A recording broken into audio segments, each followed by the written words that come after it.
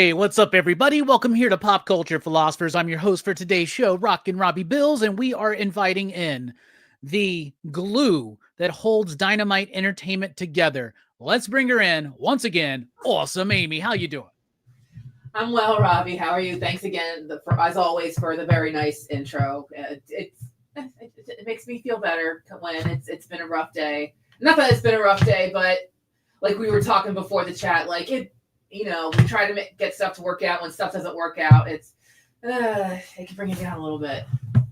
Yeah, well, things happen, and you're doing a great job, Amy. We really appreciate it, and I know that the audience loves when you come on for these chats. I know that. So, Thank you, audience. Very nice. You've gotten, in fact, some of my chats with you've gotten some more views than like some big names that we've had on the channel before. So that's weird. Well, you're awesome, Amy. So there you go. So how's your week been? Is it, aside from work stress, how's everything been with you, Amy? All right. Pretty all right. I took a break this year from watching so many movies. I used to try to do 100 a year, but because of personal stuff, I put a pause on that, but like I still knock out what I can. I'm going to try to see Frankenstein this weekend in theaters. Oh, I'm so jealous. It didn't play at all in theaters. I'm going to Center City for it. That's the closest theater that I can see it in. But like every review I've heard, like, oh, if you can see it in theaters, see it in theaters. Like that's. I would love to see that in the theaters. I'm actually going to go shortly after we wrap up here. I'm going to my local cinema to see Running Man. I'm very excited for that. I am an Edgar Wright fan, I would say. So I'm very excited for that. What's the last good movie you've seen? Whether it's new or not. New or not.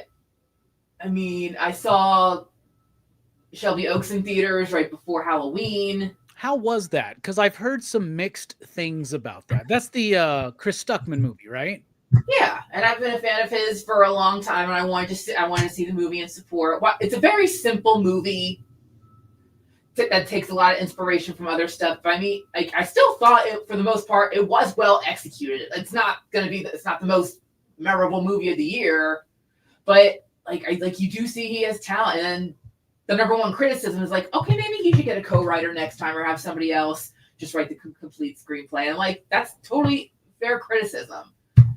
But everyone wants to see him do more in the future. I want to see him direct again in the future because he's got talent. He's got directing talent. And as someone who wants to make her own film someday, I'm like, I wish it looks this good. Or is this halfway decent? I hope to get to that kind of level of success. So very simple movie. For the most part, I did enjoy it. Not perfect, but I think it's a decent start for what's to come from him. Yeah, I've always been a fan of his YouTube channel. I like his movie reviews. I've always liked his enthusiasm for cinema. And when I first heard about it, I was very excited to check it out. It was playing at my theater about a month ago, and I planned to go see it, but things just got so busy and so hectic. Everything's been crazy for the last few months, right? With travels, with personal stuff and family stuff. Everything's been kind of crazy. I realized the other day, I was like, man, I haven't been to the theater since Fantastic Four in July. Oh, wow. Now, I'm like John, and I have one of those movie pass things. I have it, but it's for AMC. Mm-hmm. So that means August, September, October, that's $20 a month. I gave AMC $60 and didn't do anything with it. You know what I'm saying? Because that's why I'm worried about. If you cancel it, you can't get it again for 6 months or something. So yeah, I'm like, I gotta get on it. I had some time this weekend carved out. I'm going to see Running Man tonight. I'm going to go try to see Predator, the new Predator, on Sunday, and see what I can do. But yeah, that's the danger. You're like $60 just out the window, basically, man. Just go on. That's why I'm hesitant to get a membership thing. I have normal membership cards, you get enough points, you get a free ticket, free snacks, all that stuff. But if I don't see that there's a month I don't go see a movie, then I'm wasting money. I know. When I first got that pass, I told myself 2 movies a month or 1 IMAX film a month, and it's paying for itself, basically, right? Because our IMAX tickets here are $22, $23 or something like that, right? And I think normal movie tickets $10 to $12 down here. And all I need to do is just watch 2 a month. And, for the most part, I did that. But then, yeah, when life gets in the way, and then, like I said, the thing is, if I cancel it because I'm like, I know I'm not going to be able to go for a couple months, let me cancel it. You can't sign back up for it for 6 months.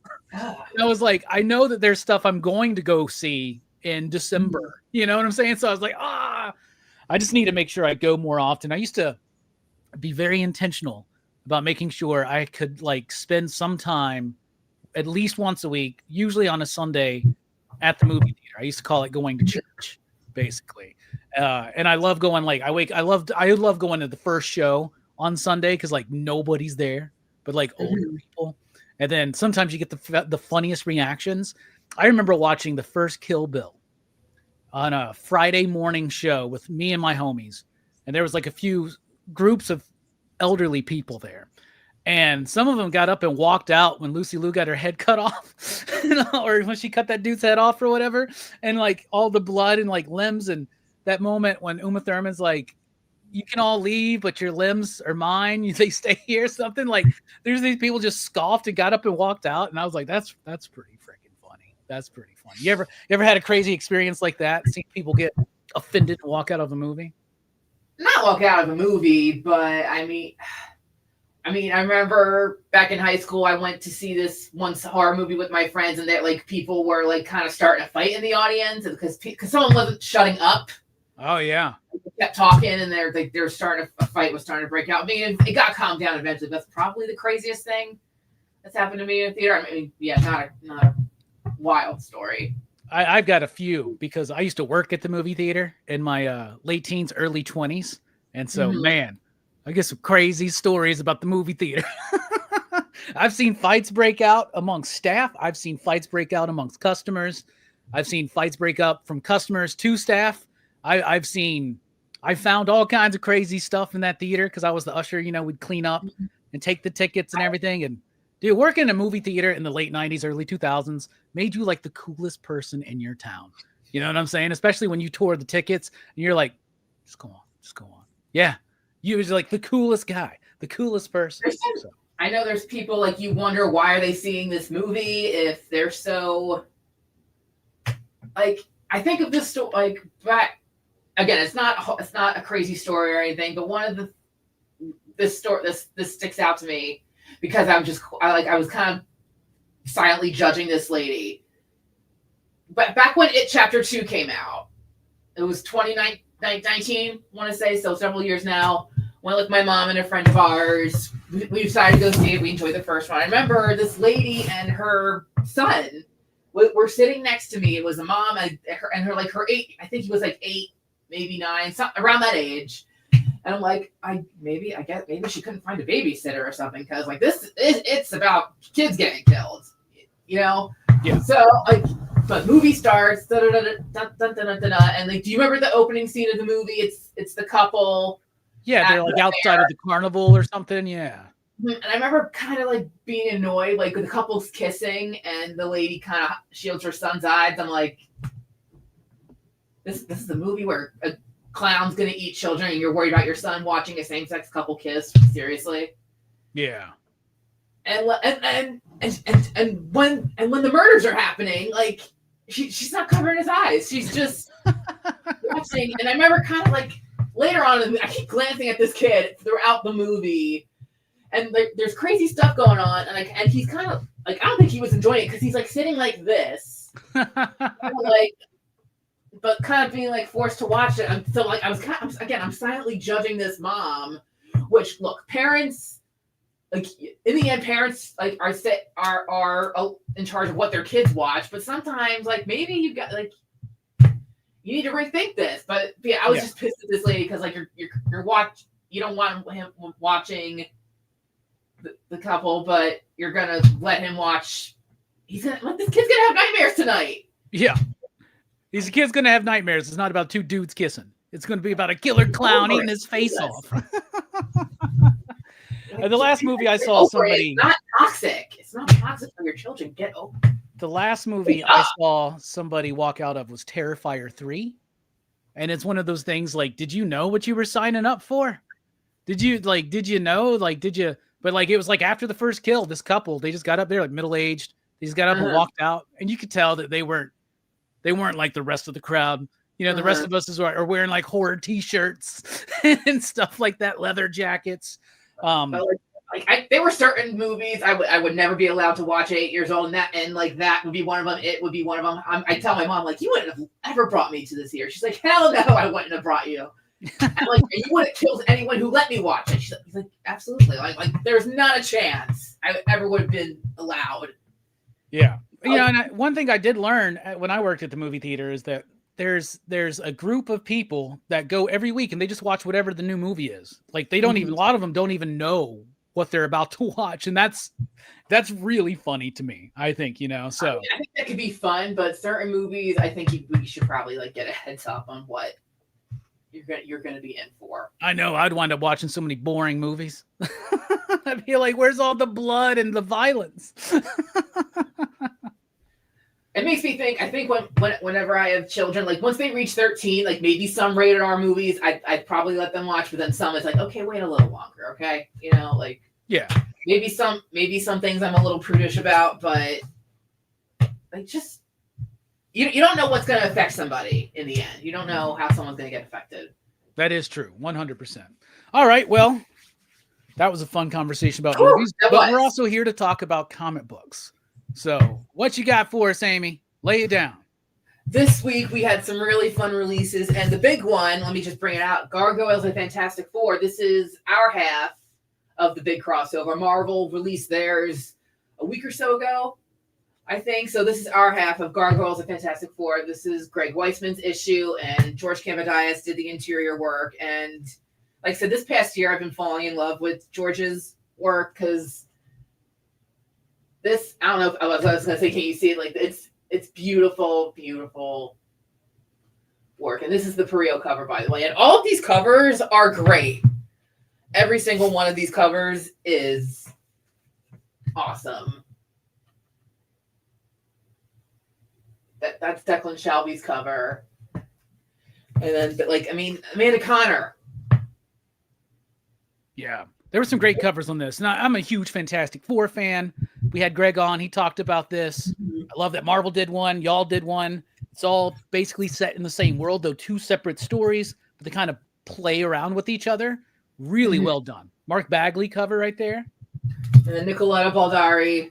I love her covers. Love her covers. And great interview with Greg and Tad, by the way.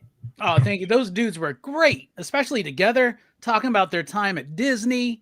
And I mean, that brought back some nostalgia in my life. Seriously, that's so cool. I felt so lucky having those dudes. I hope everyone has checked out that interview. And we're trying to get Greg and Tad in more places. I'm going to speak with them after Thanksgiving. So I hope everyone comes on to Dynamite and bring your questions. I'll be happy to ask your questions for you guys, because I'm excited. But yeah, like after watching your interview, I'm like, I want to know more. Yeah, that was a great conversation. Blue Falcon and Dynamite are back with issue 3. Also from Jimmy Palmiotti, Pasquale Colano, and another Lucio Perio cover, obviously.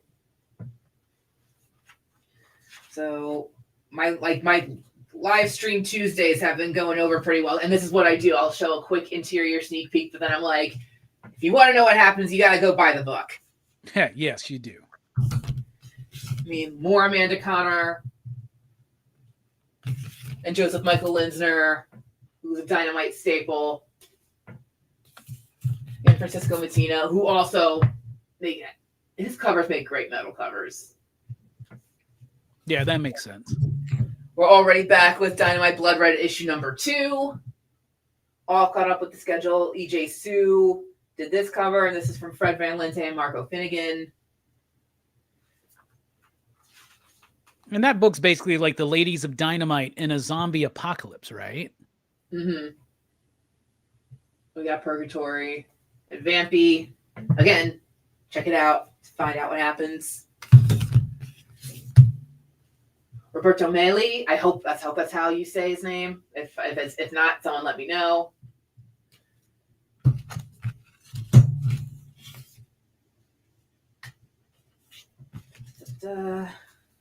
David Cousins and Will Robson. I always ask if there's any like cover collectors out there, like if there's a certain artist, or happy to see that Bobby's digging Dynamite. Awesome. Yeah, let us know out there who some of y'all's favorite cover artists to collect. Like, or if there's a particular series you just want every cover, it's even more awesome. I almost did that with the Powerpuff Girls because I was in love with every cover. Oh my gosh. Yeah, they were all great. Yeah, Nick hasn't told me if we're doing more yet. I gotta ask him about that. I need twist his arm, get it to happen, Amy. I know you can make it happen. More of my girls. I want another winter special and Valentine's special and summer special. Anyway, Peter Cannon Thunderbolt. New series kicking off, also from Fred Van Lente and Jonathan Lau, who does the interiors for Space Ghost. He's now doing the interiors for this. And this is the Bob Quinn cover. Carefully set that in. Jonathan's cover, also really good. And it's been getting some good write-ups. David Costa and Alex Ross. We know how big Alex Ross is. Yeah, the guy's got a future. A future in this business. I think so. We got some classic Vampirella with Vampirella Armageddon, the 5th issue, another Francesco Mattina cover, which this needs to be a lithograph, this cover. I mean, look. Yes. I mean, the camera doesn't do it justice. Yeah, I really like that cover. I like that composition. I think we mentioned that on Monday. Like this should be a litho. I would put that on my wall. Lyrics Lee also always does great work with Vampirella. More Joseph Michael Linsner. And we have Lauren DeLorean with the cosplay this week. She does a great Vampy. Last but most certainly not least, the Panthro one-shot from Ed Brisson and David Costa. That was a real fun book, too. It set up a lot of stuff that will be paying off in the pages of the Thundercats books in the future. You hear that, guys? So don't miss out. And Costa also does the interior. Sebastian Fiorizza's cover. And then more Bob Quinn and Will Robson with really cool covers for Panthro. Heck yeah. All our wonderful books now in stores, and I want to bring up really quickly the list, and I just want to look it up, so I'm like, sometimes I get a little confused with which title's which, but next week's big because we have more Space Ghost coming out. We have Harley Quinn and Elvira, the second issue coming out next week. The regular Vampirella series is back with issue 6. Terminator Metal, issue 2. The final issue of Herculoids is out next week. The next Silverhawks. And our next big Disney book, The Lion King, is out next Wednesday. So we're definitely going to show off that book as much as we can. Yeah, lots of titles. Are you pumped for that Lion King book? Have you seen it yet? I'm waiting for our copies. They haven't been brought up yet, but I'll read it. Lion King's not my favorite, so I hope no one hates me for it. But I know how big Lion King is and how much it means to a lot of people out there. So we'll give it the platform. We'll give the platform it deserves. Sure, we will. Did you read the first issue of The Maleficent yet from Paulina? Because I really like that. What did you think about it? Really, it's so Maleficent. It's just this power-hungry woman who's evil to her core, and some villains should just be that, you know? Yeah, I love that. Because one thing, what did you think about those movies with Angelina Jolie? Because I appreciated elements of them. I think they looked really good. She did a hellaciously awesome performance, but I don't like the idea that I'm supposed to feel bad for Maleficent. Like I love how petty she is. She puts a curse on this innocent baby because she's not invited to a baby shower. She's not invited to a party, basically, right? Like, and I don't know how much, like, that to me is already enough for me to, like, give me a Maleficent movie with Angelina Jolie, but I feel like they went too far out of their way to kind of make her appear like a tragic, misunderstood villain or something like that. What did you think? Really the same. The same. I like if maybe if it was a different character who, because I mean, really from the beginning, Maleficent was built like that. Just her title's the Mistress of All Evil. How do you humanize that? Yeah. Or really, should you humanize her? Like, yeah, maybe if that storyline was done with a different character. I mean, Wicked obviously has huge success with what they do with the Wicked Witch. I mean, even that I look at as two separate characters completely. There's the Wicked Witch and then Elphaba. Yeah. But even with Wicked Witch, I can see like how you have a version of this character who isn't the villain. Maleficent's a little bit harder. Yeah, I think, and maybe like, I don't know, Wicked just has, I don't know, maybe it has more nuance because of the relationship between her and Glinda, right? Like, that really is the anchor of Wicked to me, right? And it sells it and makes it work. And then they do. So yeah, it's not necessarily that you can't do it, but you just got to be able to do it the right way, right? Do it the right way, yeah. Yeah. So it's like, could you? Should you? It's the Jurassic Park question. You're so worried about if you could, you don't think about if you should. Exactly. And I know that that's a reference to cloning the dinosaurs, but it's also like a reference to the franchise in general. Like, should we do another one? We don't have a good idea. Should we do another one? Yeah, we'll do another one. Let's just bump them out. Let's go. I keep waiting. I keep waiting for Vin Diesel to show up in one with his car and fighting dinosaurs, like fighting raptors, like boxing them. I'm really looking forward to that. I can't wait till they do that because I feel like one day they will. I may have asked you this before, Amy, but out of all those live action Disney remakes they've been making, which ones work for you? Jungle Book's the best one. I will hear no arguments. Jungle Book's the best. Have you seen that one? Yeah, I've seen Jungle Book. I think it's okay. Okay. This might be the first argument we ever have, Robbie. Oh my gosh. Well, it's all right. Like I don't really like many of them. There was things about the Dumbo one I liked. I would say that Jungle Book's one of the better ones, right? Because it does. I do like. I did not like Lion King. It felt like. I still haven't seen Lion King because all I hear is just the same movie, just not as good. I'm like, yeah, it's like the same movie but soulless in a way. I don't know. I haven't watched Lilo and Stitch yet. I know it's been on Disney Plus for a little bit, but I haven't watched it yet. I haven't gotten around to it yet. I still haven't watched that one yet either. But one I really do like is Aladdin. I think the Aladdin one with Guy Ritchie directing is. Most of that movie works for me, but when we get to the third act, I kind of like zone out. Yeah, that could kind of make sense. I think. Yeah.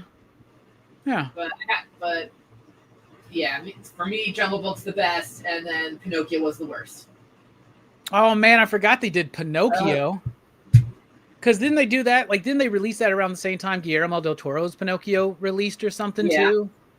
Well, I still haven't seen his Pinocchio either. I forgot that he did that. I don't know, Robbie. I don't know if you watched that one, but no, I did not. Then don't.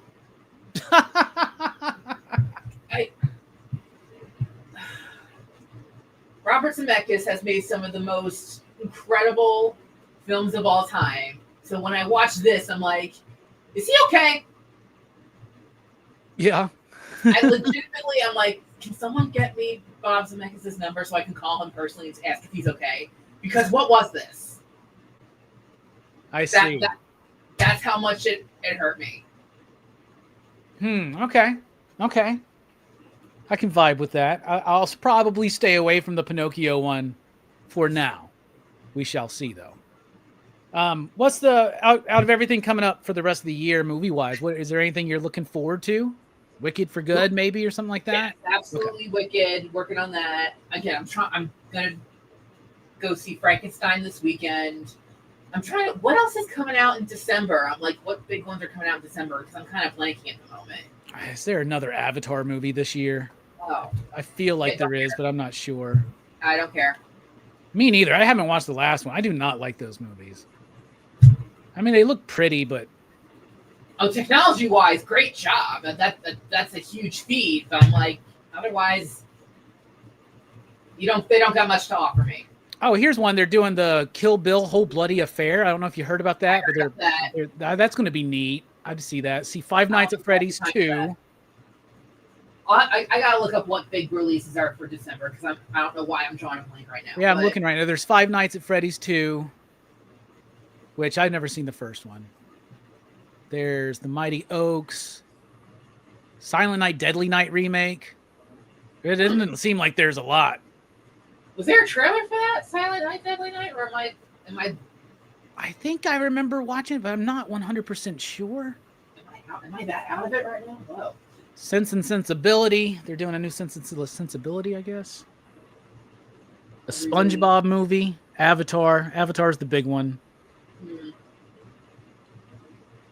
Anaconda, the Anaconda remake. I know that. Man.